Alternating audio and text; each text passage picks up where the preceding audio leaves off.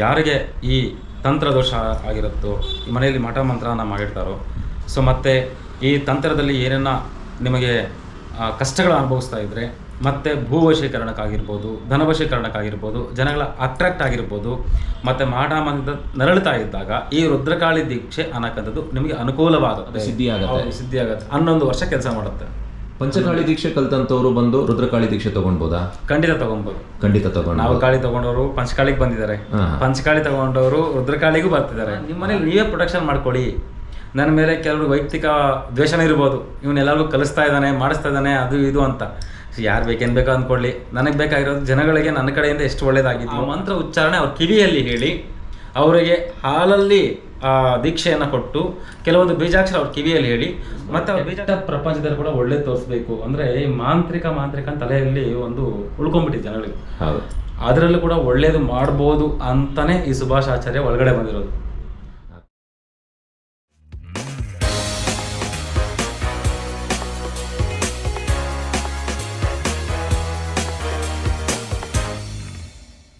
ಸ್ನೇಹಿತರೆ, ನಾನಿವತ್ತು ಬಂದಿದ್ದೀನಿ ಸುಭಾಷ್ ಆಚಾರ್ಯ ಅವರ ಹತ್ರ. ಸೊ ಇದೇ ತಿಂಗಳ ಆಗಸ್ಟ್ 30ನೇ ತಾರೀಕು ರುದ್ರಕಾಳಿ ದೀಕ್ಷೆ ಅಂತ ಇದೆ. ನಾನು ಈ ಮುಂಚೆ ಬಂದಿದ್ದೆ, ಒಂದು 2 months ಬ್ಯಾಕ್ ಬಂದಿದ್ದೆ.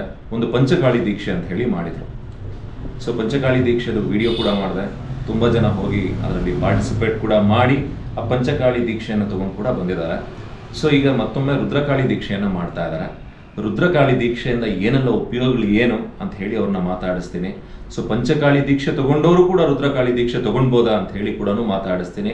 ಏನೆಲ್ಲ ಡೌಟ್ಗಳು ನಿಮ್ಮ ಮನಸ್ಸಲ್ಲಿ ಬರುತ್ತೆ ಅವ್ರ ಹತ್ರ ಕೇಳಿ ನಾನು ಆ ಡೌಟ್ಗಳನ್ನ ಕ್ಲಿಯರ್ ಮಾಡ್ಕೊಳ್ತೀನಿ. ಸೊ ಪಂಚಕಾಳಿ ದೀಕ್ಷೆಗೂ ರುದ್ರಕಾಳಿ ದೀಕ್ಷೆಗೂ ಇರುವಂಥ ವ್ಯತ್ಯಾಸ ಸುಮ್ಮನೆ ನಿಮಗೆ ಸಣ್ಣದಾಗಿ ಹೈಲೈಟ್ ಮಾಡ್ತೀನಿ. ನಾನು ಅವ್ರನ್ನ ಸುಭಾಷ್ ಆಚಾರ್ಯ ಅವ್ರನ್ನ ಮಾತಾಡಿಸ್ಲಿಕ್ಕೆ ಮುಂಚೆ, ಪಂಚಕಾಳಿ ದೀಕ್ಷೆ ಅಂತ ಹೇಳಿದ್ರೆ ನನಗೆ ಯಾರಿಂದ ಏನೇ ತೊಂದರೆಗಳಾಗದಂಗೆ, ಅಂದರೆ ಮಾಟ ಮಂತ್ರ ಆಗದಂಗೆ ನನಗೆ ಪ್ರೊಟೆಕ್ಷನ್ ಅನ್ನ ಮಾಡ್ಕೊಬಹುದು. ವಾಮಾಚಾರಕ್ಕೆ ಆಗೋದಿಲ್ಲಂತೆ ಅದರಲ್ಲಿ ಪಂಚಕಾಳಿ ದೀಕ್ಷೆನಲ್ಲಿ. ಆದರೆ ರುದ್ರಕಾಳಿ ದೀಕ್ಷೆನಲ್ಲಿ ಇನ್ಕ್ಲೂಡಿಂಗ್ ವಾಮಾಚಾರ ನನಗಾಗಂಗೆ ಪ್ರೊಟೆಕ್ಷನ್ ಅಲ್ಲ, ನನಗಾಗಿರೋದನ್ನ ತೆಗೆದು ಹಾಕಿ ಇನ್ನೊಬ್ಬರ ಬಳಿ ಹೋಗಿ ಇನ್ನೊಂದು ಕಡೆ ಸುತ್ತಾಡಿ ಇನ್ನೊಬ್ಬರ ಮೇಲೆ ಡಿಪೆಂಡ್ ಆಗಿ ನನಗೆ ಈ ಥರ ಸಮಸ್ಯೆ ಆಗಿದೆ, ನನಗೆ ಪರಿಹಾರ ಮಾಡಿಕೊಡಿ ಅಂತ ಅಲ್ಲಿದೆ. ನಿಮಗೆ ನೀವೇ ಸ್ವಂತವಾಗಿ ನಿಮಗಾಗಿರ್ತಕ್ಕಂಥ ಸಮಸ್ಯೆಯನ್ನ, ನಿಮಗಾಗಿರ್ತಕ್ಕಂಥ ವಾಮಾಚಾರವನ್ನ, ತೋಡಿಯನ್ನ, ಏನೇ ಆಗಿರ್ಬೋದು ಅದನ್ನ ನೀವೇ ಪರಿಹಾರ ಮಾಡಿಕೊಂಡು ನಿಮಗೆ ಒಂದು ಪ್ರೊಟೆಕ್ಷನ್ ಮಾಡಿಕೊಂಡು ಇನ್ನೊಬ್ಬರಿಗೆ ಅನುಕೂಲ ಕೂಡ ಮಾಡ್ಕೊಡ್ಬೋದು. ಬನ್ನಿ, ಅದನ್ನೆಲ್ಲ ನಾನು ಡೀಟೇಲ್ ಆಗಿ ಮಾತಾಡಿಸ್ತಾ ಹೋಗ್ತೀನಿ. ಸೊ ಇದನ್ನ ನನಗೆ ತುಂಬಾ ಜನ ಲಾಸ್ಟ್ ಟೈಮ್ ವಿಡಿಯೋ ಮಾಡಿದಾಗ, ಸರ್ ನೀವು ಯಾಕೆ ಸರ್ ಇದು ವಿಡಿಯೋ ಮಾಡಕ್ ಹೋದ್ರಿ ಅಂತಾನು ಕೇಳಿ ನಾನು ಓಪನ್ ಆಗಿ ಮಾತಾಡ್ತಾ ಇದ್ದೀನಿ ಅವ್ರನ್ನ ನಿಲ್ಲಿಸ್ಕೊಂಡು. ನಾನು ಲಾಸ್ಟ್ ಟೈಮ್ ಕೂಡ ಹೇಳಿದ್ದೆ, ನನಗೆ ಯಾವುದೇ ತರ ಕಂಪ್ಲೇಂಟ್ ಬರಬಾರ್ದು. ಯಾಕಂತ ಹೇಳಿದ್ರೆ ನಮ್ಮ ಚಾನಲ್ ನೋಡ್ಕೊಂಡು ಬರ್ತಕ್ಕಂಥವ್ರು ಅವ್ರಿಗೆ ಇರ್ತಕ್ಕಂಥ ಸಮಸ್ಯೆನ ಪರಿಹಾರ ಮಾಡ್ಕೊಳ್ಬೇಕು ಅಂತ ಹೇಳಿ ಬರ್ತಾರೆ. ಅಂತ ಹೇಳಿದಾಗ ಅವರು ಇಲ್ಲ, ಕಡಾಖಂಡಿತವಾಗಿ ನಾನು ದುಡ್ಡಿಗೋಸ್ಕರ ಮಾಡ್ತಾ ಇರೋದಲ್ಲ, ಇದನ್ನ 4 ಜನಕ್ಕೆ ನಾನು ವಿದ್ಯೆ ಕಲಿಸ್ಬೇಕು ಅಂತ ಲಾಸ್ಟ್ ಟೈಮ್ ಕೂಡ ಹೇಳಿದ್ರು. ಲಾಸ್ಟ್ ಟೈಮ್ ಅವ್ರು ಹೇಳಿದ ಹಾಗೇನೆ ನನಗೆ ತುಂಬಾ ಜನ ಹೋಗ್ಲಿಕ್ಕೆ ಮುಂಚೆ ತುಂಬಾ ಜನ ಫೋನ್ ಮಾಡಿದ್ರು. ಬಟ್ ಅದಾದ್ಮೇಲೆ ನನಗೆ ಯಾವುದೇ ತರ ಕಂಪ್ಲೇಂಟ್ಸ್ ಬಂದಿಲ್ಲ. ಆ ಧೈರ್ಯದ ಮೇಲೆ ಮತ್ತೊಮ್ಮೆ ನಾನು ಬಂದಿದ್ದೀನಿ ಅವ್ರ ಹತ್ರ. ರುದ್ರಕಾಳಿ ದೀಕ್ಷೆ ಬಗ್ಗೆ ತಿಳಿಸ್ಲಿಕ್ಕೆ ಬಂದಿದ್ದೀನಿ. ಸೊ ಬನ್ನಿ, ಅವ್ರ ಹತ್ರ ಮಾತಾಡ್ತಾ ನಿಮ್ಮನ್ನ ಕರ್ಕೊಂಡು ಹೋಗ್ತೀನಿ. ನಾನು ರುದ್ರಕಾಳಿ ದೀಕ್ಷೆಗೆ ಏನೆಲ್ಲ ಪ್ರಿಪರೇಷನ್ ಇರಬೇಕು, ಏನೆಲ್ಲ ಹೇಳ್ತಾರೆ, ಹೇಗೆಲ್ಲ ಇರಬೇಕು, ಎಷ್ಟು ದಿವಸ ದೀಕ್ಷೆ ಕೊಡೋದು ಒಂದೇ ದಿವಸ, ಬಟ್ ಅದು ಪರಿಪಾಲನೆ ಎಷ್ಟು ದಿವಸ ಆಗಬೇಕು ಅಂತ ಹೇಳಿ ತಿಳಿಸ್ತಾರೆ. ಬನ್ನಿ, ನಮ್ಮ ಈ ಪ್ರಯಾಣವನ್ನು ಮುಂದುವರ್ಸೋಣ. ನಮಸ್ಕಾರ. ಸುಭಾಷ್ ಆಚಾರ್ಯ ಅವರೇ, ಈಗ ನಾನು ನಿಮ್ಮ ಈ ರುದ್ರಕಾಳಿ ದೀಕ್ಷೆ ವಿಡಿಯೋ ಶುರು ಮಾಡ್ಲಿಕ್ಕೆ ಮುಂಚೆ ನನಗಿಲ್ಲೊಂದು ಚಿತ್ರ ಕಾಣಿಸ್ತಾ ಇದೆ. ಕಾಳಿಕಾದೇವಿ ಮಳ್ಳಲ್ಲಿ ನೀವು ಕೂತಿರೋವಂಥದ್ದು ನನಗೆ ಭಾಳ ಇಷ್ಟ ಆಯ್ತು. ಅದು ಪೇಂಟಿಂಗ್ ಅದು.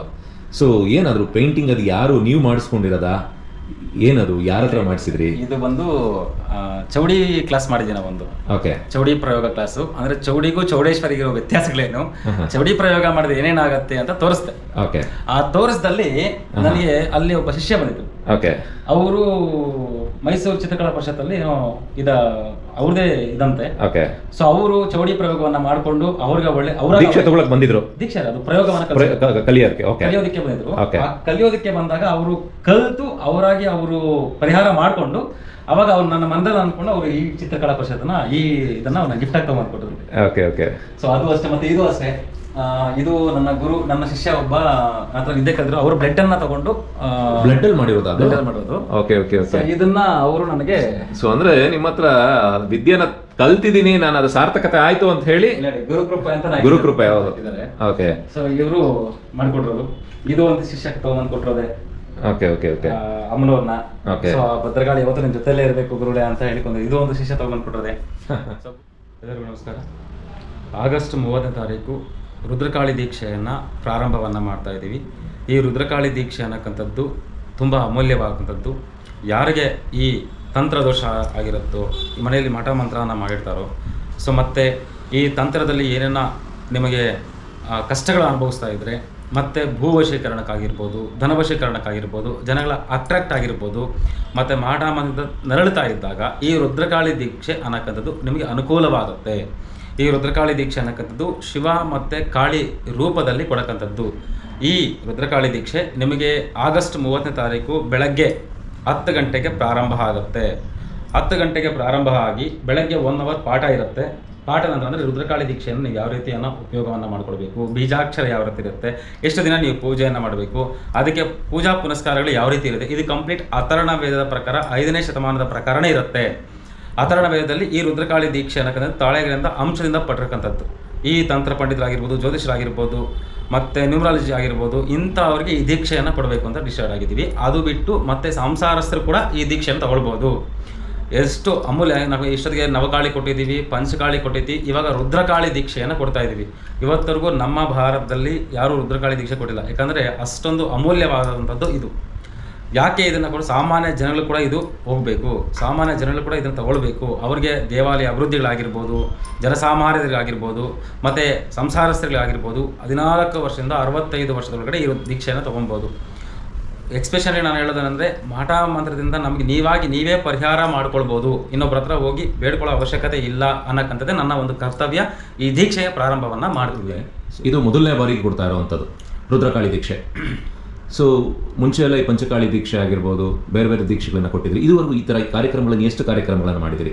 ಇವತ್ತರೆಗೂ ಕಾರ್ಯಕ್ರಮ ಹಲವಾರು 30-35 ಕಾರ್ಯಕ್ರಮಗಳನ್ನು ಮಾಡಿದ್ದೀವಿ ಇದುವರೆಗೂ. ಎಷ್ಟು ಜನ ಅದರಲ್ಲಿ ದೀಕ್ಷೆಯನ್ನು ತಗೊಂಡಿರ್ಬೋದು? ಇವತ್ತರೆಗೂ ದೀಕ್ಷೆ 4,000 ರಿಂದ 5,000 ಜನ, 4,500 ಜನ ಆಗಿದೆ. 4,500 ಜನ ಆಗಿದೆ. ಓಕೆ. ಸೊ ಈಗ ರುದ್ರಕಾಳಿ ದೀಕ್ಷೆಗೆ ಯಾರಿಗೆಲ್ಲ ಸಮಸ್ಯೆಗಳಿದೆ, ಅವ್ರಿಗೆ ಸಪೋಸ್ ಯಾರಿಗಾದ್ರೂ ಅವ್ರಿಗೆ ಮಾಟ ಮಂತ್ರ ವಾಮಾಚಾರಗಳಾಗಿದ್ರೆ, ಸೊ ಅವರು ಸ್ವತಃ ತಾವೇ ಅದಕ್ಕೆ ಒಂದು ಸೊಲ್ಯೂಷನ್ ಅನ್ನು ಕಂಡುಕೊಳ್ಳುವಂಥದ್ದು. ಖಂಡಿತ. ಯಾಕಂದ್ರೆ ಯಾಕೆ ಇದನ್ನ ತಗೊಂತಾ ಇದೀವಿ ಅಂದ್ರೆ, ರುದ್ರಕಾಳಿ ದೀಕ್ಷೆಯಲ್ಲಿ ತಂತ್ರವನ್ನ ಮಾಡಿದ್ದಾಗ ಅದನ್ನ ನಿಷ್ಕಲ್ಮ ಮಾಡಕ್ಕಂಥದ್ದು ಪ್ರಯೋಗವನ್ನು ಹೇಳ್ಕೊಡ್ತೀವಿ. ಇದರಲ್ಲಿ ಯಾವುದೇ ರೀತಿ ಇವಾಗ ನಮಗೆ ದೃಷ್ಟಿ ಆಗಿರುತ್ತೆ, ನಾವೇ ತಗೊಂಡು ನಿಂಬೆಹಣ್ಣು ಆಗಿರ್ಬೋದು ಮತ್ತು ಉಪ್ಪಾಗಿರ್ಬೋದು, ಇವೆಲ್ಲ ನಾವೇ ನುಡಿಸ್ಕೊತೀವಿ. ಇದೆಲ್ಲ ಎಲ್ಲಿಂದ ಕಲ್ತ್ವಿ? ನಮ್ಮ ಪೂರ್ವಿಕರಿಂದ ಕಲ್ತ್ವಿ. ಸೊ ಅದೇ ರೀತಿ ಈಗ ನಮ್ಮ ಮನೇಲಿ ಯಾರನ್ನ ವಾಮಾಚಾರವನ್ನು ಮಾಡಿದ್ದಾಗ, ನಮ್ಮ ಮನೆ ಮುಂದೆ ಕಂಡಾಗ, ಅಂದರೆ ಈ ನಿಂಬೆಹಣ್ಣು ಆಗಿರ್ಬೋದು, ಮತ್ತು ಕೂದಲಾಗಿರ್ಬೋದು, ಬೊಂಬೆ ಆಗಿರ್ಬೋದು, ಅದನ್ನು 48 ಗಂಟೆ ಒಳಗಡೆ ಅದನ್ನು ನಿಷ್ಕಲ್ಮ ಮಾಡ್ಬೋದು. ಓಕೆ. ಆ ನಿಷ್ಕಲ್ಮ ಮಾಡೋದು ಈ ರುದ್ರಕಾಳಿ ದೀಕ್ಷೆಯನ್ನು ತಗೊಂಡು ಅವ್ರು ನಿಷ್ಕಲ್ಮ ಮಾಡಿಸ್ಕೋಬೋದು. ಸೊ ಅದನ್ನ ಹೇಳ್ಕೊಡ್ತೀವಿ, ಯಾವ ರೀತಿ ಇದನ್ನ ತೆಗಿಬೇಕು, ಯಾವ ರೀತಿ ಇದನ್ನ ಫಾಲೋವನ್ನ ಮಾಡಬೇಕು, ಅಂದ್ರೆ ಆ ಬೀಜಾಕ್ಷರವನ್ನ ಏನ್ ಮಾಡ್ಬೇಕು. ಈಗ ರಾತ್ರಿ ಬಂದು ಹಾಕ್ಬಿಟ್ಟಿರ್ತಾರೆ. ಹೌದು. ಸೊ ನಾವು ಗೊತ್ತಾಗಲ್ಲ. ಹೌದು. ಯಾವ ತರ ಹಾಕ್ಬಿಟ್ಟಿದ್ದಾರೆ, ಏನ್ ಮಾಡ್ಬೇಕು. ನಾಳೆ ಅವಾಗ ಏನಾಗ್ತೀವಿ, ಇನ್ನೊಬ್ಬರು ತಂತ್ರ ಪಂಡಿತರ ಹತ್ರ ಹೋಗಿ ಈ ತರ ಮಾಡ್ಬಿಟ್ಟಿದ್ದಾರೆ ಅಂತ ತಿಳ್ಕೊಂಡು ಹೋಗಿ ಆಮೇಲೆ ನಾವು ಪರಿಷ್ಕಾರವನ್ನ ಮಾಡ್ಕೊಂತೀವಿ. ಅಷ್ಟರಲ್ಲಿ 1 ತಿಂಗಳಾಗಿರುತ್ತೆ, 2 ತಿಂಗಳಾಗಿರುತ್ತೆ, 3 ತಿಂಗಳಾಗಿರುತ್ತೆ. ಅಷ್ಟರಲ್ಲಿ ನಾವು ಕಷ್ಟ, ನೋವು ಎಲ್ಲ ಅನುಭವಿಸಿರ್ತೀವಿ. ಅದಕ್ಕೊಂದಷ್ಟು ದುಡ್ಡುಗಳು ವ್ಯಯ ಆಗಿರತ್ತೆ. ಖಂಡಿತ. ಎಲ್ಲ ಒಂದು ಇದು ಹಂಗಾಗಿದೆ ಹಿಂಗಾಗಿದೆ. ಎಲ್ಲರೂ ಕಲ್ತಿರತ್ತೆ ಅಂತ ಹೇಳಿಲ್ಲ, ಎಲ್ಲದರಲ್ಲೂ ಮರಕ್ಕಿಂತ ಮರ ದೊಡ್ಡದಿರತ್ತೆ, ಎಲ್ಲರೂ ಕಲ್ತಿರ್ತಾರೆ. ಅವರು ಪರಿಷ್ಕಾರ ಮಾಡೋಷ್ಟ್ರೊಳಗೆ ಅಲ್ಲಿ ಆಗತ್ತೋ ಬಿಡತ್ತೋ ಗೊತ್ತಿರಲ್ಲ. ಅಷ್ಟರೊಳಗಡೆ ಅವ್ರ ಪಾಪ ಅವರ ಕಾಯಿಲೆ ನೋವು ಅನುಭವಿಸ್ತಾ ಇರ್ತಾರೆ. ಇದಕ್ಕೆ ಇರಬಾರ್ದು. ಇದಕ್ಕೆ ರುದ್ರಕಾಳಿ ದೀಕ್ಷೆನ ತಗೊಂಡು ಅವರಾಗಿ ಆನ್ ದಿ ಸ್ಪಾಟ್ ಅಲ್ಲಿ ಅವರಾಗಿ ಅವ್ರು ಕ್ಲಿಯರ್ ಮಾಡ್ಕೊಳ್ಬಹುದು ಅನ್ನಕ್ಕಂಥದ್ದೇ ನನ್ನ ಒಂದು ಯೋಚನೆ, ನನ್ನ ಒಂದು ಆಸೆ. ನಾನು ಲಾಸ್ಟ್ ಟೈಮ್ ಬಂದಿದ್ದಾಗ ಪಂಚಕಾಳಿ ದೀಕ್ಷೆ ಮಾಡಿದ್ರಿ. ಹೌದು. ಸೊ ಪಂಚಕಾಳಿ ದೀಕ್ಷೆ ಮತ್ತೆ ರುದ್ರಕಾಳಿ ದೀಕ್ಷೆ ಏನು ವ್ಯತ್ಯಾಸ ಏನಿದೆ? ಇವಾಗ ಪಂಚಕಾಳಿ ದೀಕ್ಷೆ ತಗೊಂಡವರು, ಇವಾಗ ನಾನು ಲಾಸ್ಟ್ ಟೈಮ್ ಮಾತಾಡಿದಾಗ ನೀವು ಅದನ್ನು ಮೆನ್ಷನ್ ಮಾಡಿದ್ರಿ, ಸೊ ಈ ಥರ ಎಲ್ಲ ಸಮಸ್ಯೆಗಳನ್ನ ದೂರ ಮಾಡ್ಕೊಳ್ಬೋದು ಅಂತ ಹೇಳಿ. ಸೊ ಎಗೇನ್ ಇವಾಗ ರುದ್ರಕಾಳಿ ದೀಕ್ಷೆನಲ್ಲೂ ಇದೆಲ್ಲ ಸೊಲ್ಯೂಷನ್ ಮಾಡ್ಕೊಳ್ಬೋದು ಅಂತ ಹೇಳ್ತಾ ಇದ್ದೀರಿ. ಸೊ ಡಿಫ್ರೆನ್ಸ್ ಏನು? ಅದು ಮಾಡಿದವ್ರಿಗೆ ಏನು ಅನುಕೂಲ, ಇದು ಮಾಡಿದವ್ರಿಗೆ ಏನು ಅನುಕೂಲ? ಡಿಫ್ರೆನ್ಸ್ ಏನಂದ್ರೆ, ಅದರಲ್ಲಿ ನೀವು ವಾಮಾಚಾರ ತೆಗಿಯಕ್ಕಾಗಲ್ಲ. ಅದರಲ್ಲಿ ವಾಮಾಚಾರ ಆಗೋದಿಲ್ಲ, ಪ್ರೊಟೆಕ್ಷನ್ ಆಗುತ್ತೆ. ಇದರಲ್ಲಿ ಏನಾಗುತ್ತೆ ಅಂದ್ರೆ ನೀವು ವಾಮಾಚಾರ ತೆಗೆಸ್ಕೊಳ್ಬಹುದು. ಓಕೆ. ರಿವರ್ಸ್ ಅವ್ರಿಗೂ ಓಡಿಸ್ಬೋದು ಹಂಗೆ. ಸೊ ಇದಿರುತ್ತೆ. ಪಂಚಕಾಳಿ ದೀಕ್ಷೆನಲ್ಲಿ ನಮ್ಗೆ ಆಗ್ದಂಗೆ ಪ್ರೊಟೆಕ್ಟ್ ಮಾಡ್ಕೊಂತೀವಿ ಅಷ್ಟೇ. ರುದ್ರಕಾಳಿ ದೀಕ್ಷೆನಲ್ಲಿ ಅದನ್ನ ಆಗಿರೋದನ್ನ ತೆಗಿಬಹುದು, ಬೇಕಾದ್ರೆ ರಿವರ್ಸ್ ಕೂಡ ಮಾಡಬಹುದು, ಅಷ್ಟು ಶಕ್ತಿ ಬರುತ್ತೆ. ಖಂಡಿತ. ಇದರಲ್ಲಿ ನೀವು ತಿಳ್ಕೊಳ್ಳಿ, ರುದ್ರ ಅನ್ನಕ್ಕಂಥದ್ದು ಶಾಂತ ಸ್ವರೂಪವನಾಗಿ ನಮ್ಮನ್ನ ಕಾಪಾಡ್ತಾನೆ. ಅಂದ್ರೆ ನೀವೇನ್ ಮಾಡ್ತೀರಾ, ಫಸ್ಟ್ ರುದ್ರಕಾಳಿಯಲ್ಲಿ ಅವ್ರು ಮಾಡಿರೋದನ್ನ ತೆಗೆದಾಕ್ತೀರಾ. ಒಂದು ರುದ್ರದಲ್ಲಿ ಕಾಳಿಯಲ್ಲಿ ಏನು ಮಾಡ್ತೀರಾ, ಅದನ್ನು ನಿಷ್ಕಲಮ ಮಾಡಿ ಅವ್ರಿಗೆ ರಿವರ್ಸ್ ಹಾಕಿ ಹೊಡಿಸ್ತೀರಾ. Okay okay okay okay. So ಇದು ಮೈನ್ ಅದೇ, ಅದಕ್ಕೆ ರುದ್ರಕಾಳಿ ಅನ್ನಕ್ಕಂಥದ್ದು ಹೆಸರು. ರುದ್ರಕಾಳಿ ದೀಕ್ಷೆಯನ್ನು ಇದನ್ನ ನಮ್ಗೆ ಏನಾಗ್ತದೆ, ಈ ರಾಜ ಪೌರೋಹಿತರಾಗಿರ್ಬೋದು, ಹಿಂದಿನ ಕಾಲದಲ್ಲಿ ಈ ಕೇರಳ ಕಡೆ ಆಗಿರುವಾಗ ಈ ಯುದ್ಧಗಳನ್ನು ಮಾಡಿದಾಗ ಅವ್ರಿಗೆ ರುದ್ರಕಾಳಿ ದೀಕ್ಷೆಯನ್ನು ಕೊಟ್ಟು ಕಳಿಸಿದ್ರು. ಶತ್ರುವಿನಿಂದ ಯಾವುದೇ ಒಂದು ಅಂಶವನ್ನ ಸಿಗಬಾರದು, ಆ ಶತ್ರುವಿಗೆ ನಮ್ಮ ಒಂದು ರಾಜನ ಒಂದು ಅಂಶಗಳು ಏನು ಸಿಗಬಾರದು, ಶತ್ರುವಿನ ನಾಶವನ್ನ ಮಾಡಕ್ಕಾಗಬಾರ್ದು ಅಂತ ರುದ್ರಕಾಳಿ ದೀಕ್ಷೆಯನ್ನು ಕೊಟ್ಟು ಕಳಿಸ್ತಾ ಇತ್ತು ಯುದ್ಧ ಮಾಡಕ್ ಹೋದಾಗ. ಸೊ ಅವಾಗ ಶಿವಸ್ವರೂಪನಾಗಿ ಅಂಶಗಳ ಅವ್ರಿಗೆ ಅನುಗ್ರಹ ಇರ್ತಾ ಇತ್ತು. ಸೊ ಇದಕ್ಕೆ ನಾವು ಕೆಲ್ಸಕ್ಕೆ ಹೋಗ್ತಾ ಇರ್ತೀವಿ, ನಮ್ಮ ಶತ್ರುಗಳು ಇರ್ತಾರೆ, ನಮ್ಮ ಎದುರುಗಡೆನೇ ಇರ್ತಾರೆ, ನಮ್ಮ ಪಕ್ಕದಲ್ಲೇ ಇರ್ತಾರೆ. ಸೊ ಇವ್ರು ಯಾವ ಟೈಮಲ್ಲಿ ಏನ್ ಮಾಡ್ಬೇಕು ಅಂತ ನಿಮ್ಗೆ ಕಣ್ಣು ಕಾಣದಾಗ, ಇಲ್ಲ ಕಣ್ಣಿಗೆ ಕಾಣದಂತ ವಸ್ತುಗಳನ್ನ ಹಾಕಿದಾಗ ನೀವು ಯಾವ ರೀತಿ ಪ್ರೊಟೆಕ್ಟ್ ಅನ್ನ ಮಾಡ್ಕೊಳ್ಬಹುದು, ಯಾವ ರೀತಿ ಇದನ್ನ ಆಕರ್ಷಣೆ ಮಾಡ್ಕೊಳ್ಬೇಕು ಅನ್ನಕ್ಕಂಥದ್ದು ನಾನು ತುಂಬಾ ಹೇಳ್ಕೊಡ್ತೀನಿ. ಸೊ ಈಗ ಪಂಚಕಾಳಿ ದೀಕ್ಷೆ ಕಲ್ತಂತವ್ರು ಬಂದು ರುದ್ರಕಾಳಿ ದೀಕ್ಷೆ ತಗೊಂಡ್ಬೋದಾ? ಖಂಡಿತ ತಗೊಬಹುದು. ನಾವು ಕಾಳಿ ತಗೊಂಡವರು ಪಂಚಕಾಳಿಗೆ ಬಂದಿದ್ದಾರೆ, ಪಂಚಕಾಳಿ ತಗೊಂಡವರು ರುದ್ರಕಾಳಿಗೂ ಬರ್ತಿದ್ದಾರೆ. ಆಲ್ರೆಡಿ ಬುಕ್ ಕೂಡ ಆಗಿದೆ. ಸೊ ಇದು 100 ಜನಕ್ಕೆ ಮಾತ್ರ ಕಾಲಾವಕಾಶ ಇಕ್ಕಿದೀವಿ. ಸೊ ಇದು ಆಲ್ರೆಡಿ ಒಂದು 40-42 ಆಗ್ಬಿಟ್ಟಿದೆ ಆಲ್ರೆಡಿ. ಅದು 12ನೇ ತಾರೀಕು ಇನ್ನ ಈಗ 42 ಆಲ್ರೆಡಿ ಕಂಪ್ಲೀಟ್ ಆಗಿದೆ. ಸೊ ಈ ತರ, ಯಾಕಂದ್ರೆ ದೀಕ್ಷೆ ಅನ್ನಕ್ಕಂಥದ್ದು ಕೆಲವರು ಹೇಳ್ತಾರೆ ದೀಕ್ಷೆ ಮಹಾ ಸಾಧುಗಳು ತಗೊಬೇಕು, ಪುಣ್ಯವಂತರು ತಗೊಬೇಕು. ಮನುಷ್ಯ ಅನ್ನಕ್ಕಂಥವ್ನು ಯಾರು ಪುಣ್ಯವಂತರ ಅಲ್ವಾ? ಹೌದು, ಮನುಷ್ಯ ಅನ್ನಕ್ಕಂಥ ಎಲ್ಲರೂ ಪುಣ್ಯವಂತರೇ. ಬಟ್ ನಾವು ಮಾಡೋ ಕೆಲಸಗಳಲ್ಲಿ ನಾವು ಕೆಲವೊಂದು ಪಾಪಗಳನ್ನ ಅನುಭವಿಸ್ಕೊಂಡಿರ್ತೀವಿ. ನಾವು ಮಾಡೋ ಕರ್ಮ, ಪಾಪ, ದಯೆ, ದಾಕ್ಷಿಣೆ ಹೋಗ್ಬೇಕು ಅಂದಾಗ ನಾವು ಭಗವಂತನ ಸೇವೆಯನ್ನ ಮಾಡಬೇಕು. ಆ ಭಗವಂತನ ಸೇವೆಯಲ್ಲಿ ಈ ರುದ್ರಕಾಳಿ ದೀಕ್ಷೆ ಅನ್ನಕ್ಕಂಥದ್ದು ಒಂದು. ಆ ರುದ್ರಕಾಳಿ ದೀಕ್ಷೆ ಅನ್ನಕ್ಕಂಥದ್ದು ನಮ್ಮ ಪಾಪ ಕರ್ಮಗಳನ್ನ ತಗೋಗಿ ನಮ್ಮ ಶತ್ರುಗಳಿಗೆ ವಾಮಾಚಾರ, ಯಾಕಂದ್ರೆ ಇತ್ತೀಚೆಗೆ ಜಾಸ್ತಿ ಆಗ್ತಾ ಇದೆ. ಆ ಜಾಸ್ತಿ ಆಗೋದನ್ನ ನಿಮ್ಮನೇಲಿ ನೀವೇ ಪ್ರೊಟೆಕ್ಷನ್ ಮಾಡ್ಕೊಳ್ಳಿ. ನನ್ನ ಮೇಲೆ ಕೆಲವರು ವೈಯಕ್ತಿಕ ದ್ವೇಷನೇ ಇರ್ಬೋದು, ಇವನ್ನೆಲ್ಲರಿಗೂ ಕಲಿಸ್ತಾ ಇದ್ದಾನೆ, ಮಾಡಿಸ್ತಾ ಇದ್ದಾನೆ, ಅದು ಇದು ಅಂತ. ಯಾರು ಬೇಕೇನು ಬೇಕೋ ಅಂದ್ಕೊಳ್ಳಿ. ನನಗೆ ಬೇಕಾಗಿರೋದು ಜನಗಳಿಗೆ ನನ್ನ ಕಡೆಯಿಂದ ಎಷ್ಟು ಒಳ್ಳೇದಾಗಿದೆಯೋ ಅಷ್ಟು. ಇನ್ನೊಂದೇನಂದ್ರೆ ಇದನ್ನ ಲೇಜಿನೆಸ್ ಆಗಿ ಬಿಡಬಾರ್ದು. ಈ ದೀಕ್ಷೆ ತಗೊಂಡು ಹೋಗಿರ್ತಾರೆ ಕೆಲವರು, ಗುರುಳ 2 ದಿನ ಮಾಡಿದೆ, 3 ದಿನ ಮಾಡಿದೆ, ನನ್ನ ಕೈ ಸುಸ್ತಾಗೋಯ್ತು, ನಾನು ಮಾಡೋಕ್ಕಾಗಲಿಲ್ಲ. ಸೊ ಇದನ್ನ ಮಾಡಬಾರ್ದು. ಇದು ಎಷ್ಟು ದಿವಸ ಪರಿಪಾಲನೆ ಮಾಡ್ಬೇಕು? 11 ದಿನ ಇರ್ಬೇಕಾಗತ್ತೆ. ಅಂದ್ರೆ ನೀವು ಅವತ್ತು 1 ದಿವಸ ಹೇಳಿ ಕಳಿಸ್ತೀರಿ. 10 ಗಂಟೆಗೆ ಶುರುವಾದ್ರೆ ಸಂಜೆವರೆಗೂ ಮಾಡಿ ಕಳಿಸ್ತೀರಿ, ದೀಕ್ಷೆ ಕೊಟ್ಟು ಕಳಿಸ್ತೀರಿ. ಅದಾದ್ಮೇಲೆ 11 ದಿನ ಅವರು ಫಾಲೋ ಮಾಡ್ಬೇಕಾಗತ್ತೆ. ಈಗ ಅವರ ಕೆಲಸಗಳು ಅವ್ರು ಮಾಡ್ಕೊಳ್ಳಿ, ಅವರ ಪೂಜೆ ಪುನಸ್ಕಾರಗಳು ಮಾಡ್ಕೊಳ್ಳಿ, ಅವರ ಕಾರ್ಯಕ್ರಮ ಮಾಡ್ಕೊಳ್ಳಿ. ಸಾಯಂಕಾಲ ಒಂದು ಅರ್ಧ ಗಂಟೆ ಆ ಪೂಜೆ ಕುತ್ಕೊಂಡ್ರೆ ಸಾಕು. ಸಾಯಂಕಾಲ ಒಂದು ಅರ್ಧ ಗಂಟೆ ಪೂಜೆ ಕುತ್ಕೊಂಡಾಗ ನಾವು ಕೊಟ್ಟಿರೋ ಮಾಲೆಯನ್ನು ಕೊಟ್ಟಾಗ ರುದ್ರ ಕಾಳಿ ಹೇಳ್ತೀವಿ, ನೀವು ಏನೇನು ಹಾಕ್ಕೊಬೇಕು, ಯಾವ ಥರ ಮಾಡಬೇಕು ಅಂತ ಹೇಳ್ಕೊಡ್ತೀವಿ. ಆ ರೀತಿಯನ್ನು ಮಾಡ್ಕೊಂಡು 11 ದಿನ ಆದ ನಂತರ ನಿಮಗೆ ಬೇಕಾಗಿರೋ ಈ ತಂತ್ರ ಶಕ್ತಿ, ಅಂದರೆ ಈ ವಾಮಾಚಾರ ಮಾಡಿರ್ತಾರೋ ಆ ಥರ ಅನಿಸಿದ್ರೆ ಆನ್ ದಿ ಸ್ಪಾಟ್ ತೆಗಿಬೋದು. ಆನ್ ದಿ ಸ್ಪಾಟ್ ನಿಮ್ಗೆ ಏನಾಗುತ್ತೆ ಅಂದ್ರೆ ರಿಫ್ಲೆಕ್ಟ್ ಆಗೋದಿಲ್ಲ. ಆ ಮೈಂಡಲ್ಲಿ ನಿಮ್ಗೆ ಇರೋದಿಲ್ಲ. ಖಂಡಿತ ಇದು ಹೋಗಿದೆ, ಒಂದು ಚೈತನ್ಯ ಬಂದ್ಬಿಡುತ್ತೆ ಅವನಿಗೆ, ನನ್ನ ಮನೇಲಿ ಯಾರೋ ವಾಮಾಚಾರ ಮಾಡಿದ್ದಾರೆ ಅನ್ನೋದು ಒಂದು ಮೈಂಡಲ್ಲಿ ಕುತ್ಕೊಂಡ್ಬಿಡುತ್ತೆ. ಸೊ ಅದು ಎಫೆಕ್ಟ್ ಆಗುತ್ತೋ ಬಿಡತ್ತೋ ಸೆಕೆಂಡ್ರಿ. ಆ ಮೈಂಡಲ್ಲಿ ಕುತ್ಕೊಂಡಾಗ ಏನಾಗುತ್ತೆ, ಕೆಲಸ ಮಾಡುತ್ತೆ, ಮನಸ್ಸಿಗೆ ಕೆಲಸ ಮಾಡ್ಬೇಡ, ನಮ್ಮ ಮನಸ್ಸಿಗೂ ಬೇಜಾರಾಗುತ್ತೆ, ಅಯ್ಯೋ ಏನೋ ಮಾಡ್ಬಿಟ್ಟಿದ್ದಾರೆ ಅನ್ನೋ ಒಂದು ಭಯ ಭಕ್ತಿ ಇರುತ್ತೆ. ನೋಡಿ, ತಂತ್ರ ಶಕ್ತಿ ಅನ್ನೋದಲ್ಲೂ ಯಾವುದೇ ರೀತಿ ಭಯ ಪಡೋ ಅವಶ್ಯಕತೆ ಯಾರೂ ಇಲ್ಲ.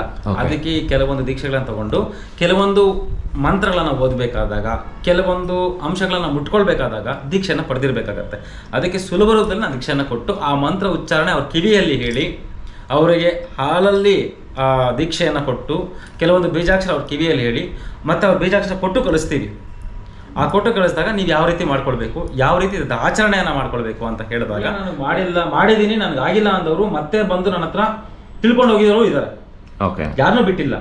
ಸೊ ಪ್ರತಿಯೊಬ್ಬರು ಮತ್ತೆ ಬಂದು ತಿಳ್ಕೊಂಡು ಹೋಗಿರೋ ಇದ್ದಾರೆ, ಮತ್ತೆ ಆಗಿದೆ ಅಂತ ಹೇಳಿದ್ದಾರೆ. ಸೊ ಆಗಿಲ್ಲ ಅಂತಂದವ್ರಿಗೂ ಮತ್ತೆ ನೀವು ಸಹಾಯ ಮಾಡಿದಿರಿ. ಖಂಡಿತ, ಯಾಕಂದ್ರೆ ಅವ್ರು ಪಾಪ ಎಷ್ಟು ಕೊಟ್ಟು ಬಂದಿರ್ತಾರೆ. ಯಾರಿಗೂ ಸುಮ್ಮನೆ ಬರಲ್ಲ. ಸೊ ಅದನ್ನ ವೃಧಾ ಮಾಡೋದು ನನಗೆ ಇಷ್ಟ ಇಲ್ಲ. ಅದರಲ್ಲಿ ಕೂಡ ಆಗಿಲ್ಲ ಅಂದವರು ಮತ್ತೆ ಬಂದು ಮತ್ತೆ ಅವ್ರ ಹತ್ರ ನಾನು ಅರ್ಧ ಗಂಟೆ ಕುತ್ಕೊಂಡು ಯಾವ ರೀತಿ ಮಾಡಿದ್ರಿ ಹೇಳಿ ಅಂತ ತಿಳ್ಕೊಂಡು ಆಮೇಲೆ ಅದಕ್ಕೆ ಇದಂಗಲ್ಲ ಈ ತರ ಅಂತ ಹೇಳಿ ಕಳಿಸ್ತೀನಿ. ಈಗ ಎಷ್ಟೆಷ್ಟೋ ಜನರು ಬಂದು ತಗೊಂಡೋಗಿದ್ದಾರೆ.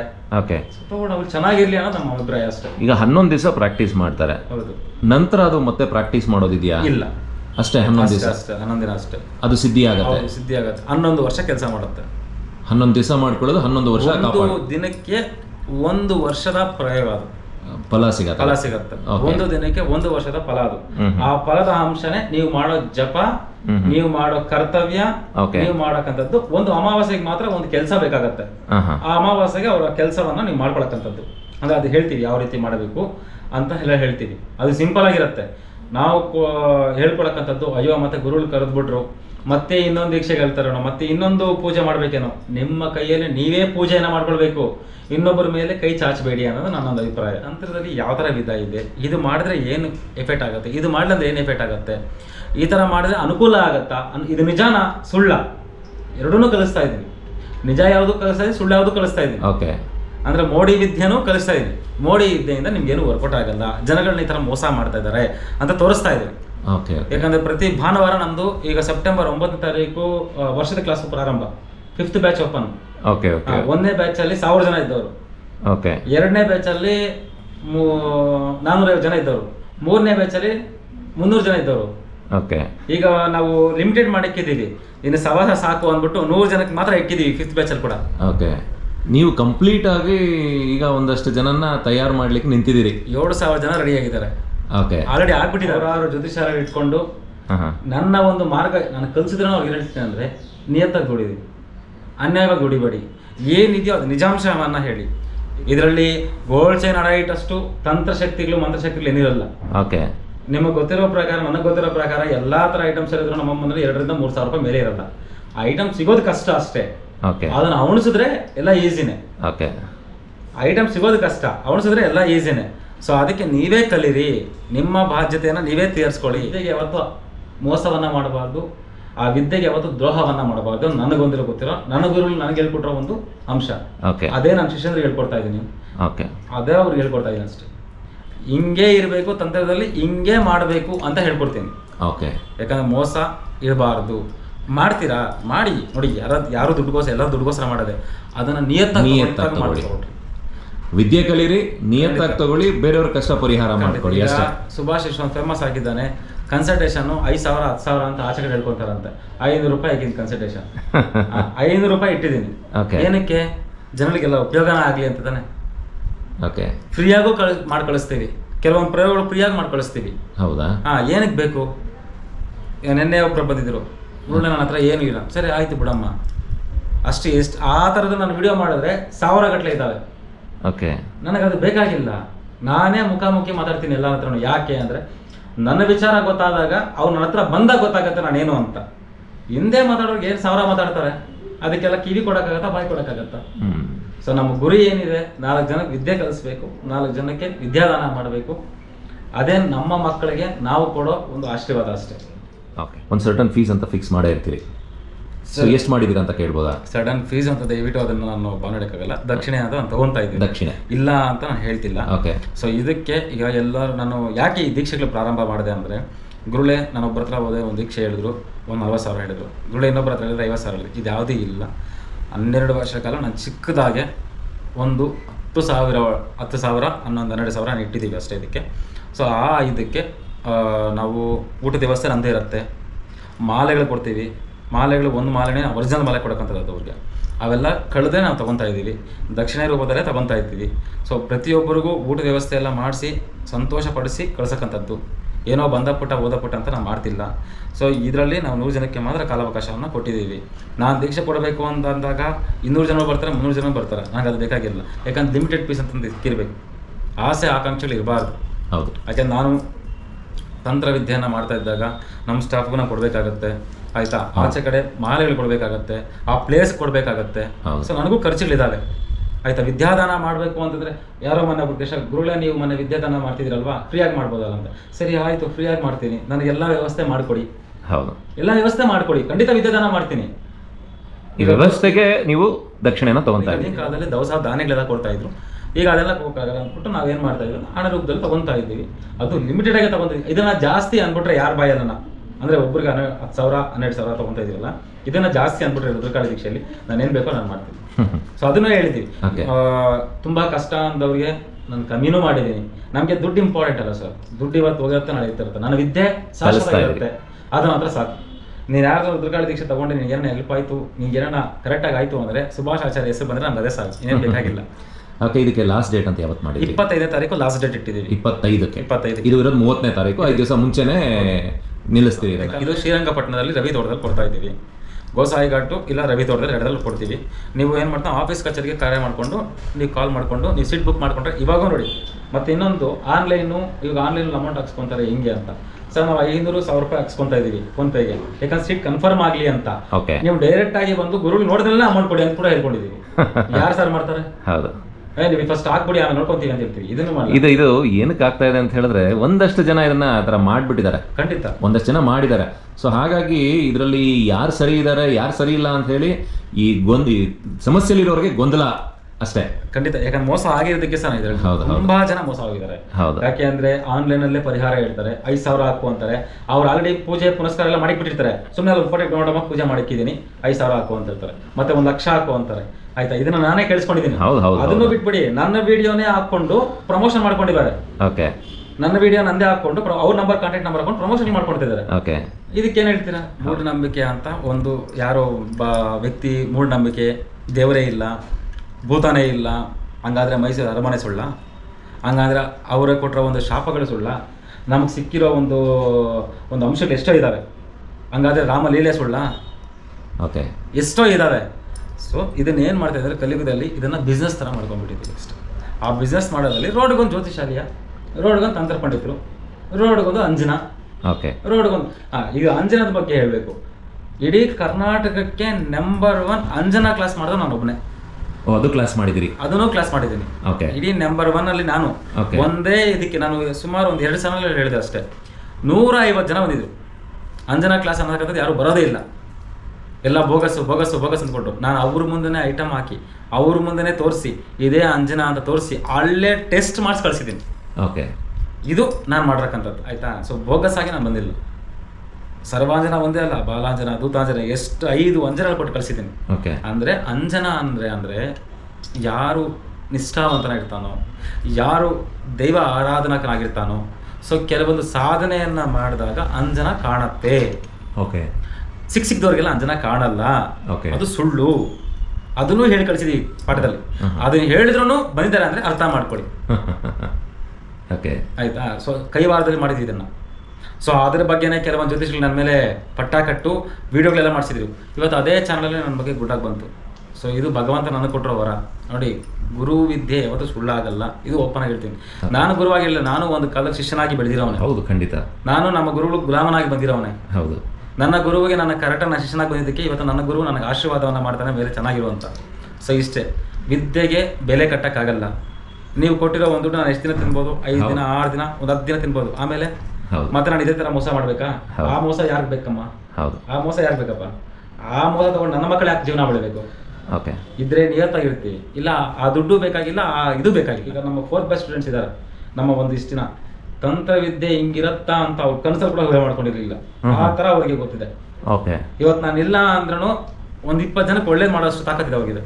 ನಂಗೆ ಸಾಕು. ಓಕೆ, ಕಣ್ಣು ಇಟ್ಕೊಂಡ್ಬಿಡ್ತಾರೆ. ಹಿಂಗೆ ಆಗಿದೆ, ಈ ಥರನೇ ಮಾಡಿದ್ದಾರೆ ಅಂತ ಹೇಳ್ತಾರೆ. ಓಕೆ, ನನ್ನ ಹತ್ರ ಹೇಳ್ತಾರೆ. 30ನೇ ತಾರೀಕು ನಿಮ್ಮ ಇಚ್ಛಾನುಸಾರನೇ ಒಂದು ವಿಶೇಷವಾದಂಥ ರುದ್ರಕಾಳಿ ದೀಕ್ಷೆ ಆಗಲಿ. ಅದಕ್ಕೆ ಬಂದಂಥವರ ಎಲ್ಲ ದೀಕ್ಷೆ ತಗೊಂಡಂಥವರ ಕಷ್ಟಗಳನ್ನು ಅವರು ಪರಿಹಾರ ಮಾಡ್ಕೊಳ್ಳುವಷ್ಟು ಅವ್ರಿಗೊಂದು ಚೈತನ್ಯ, ಒಂದು ಶಕ್ತಿ ಆ ತಾಯಿ ಕಾಳಿಕಾದೇವಿಯಿಂದ ನಿಮ್ಮ ಆಶೀರ್ವಾದದಿಂದ ದೊರಕಲಿಕ್ಕೆ.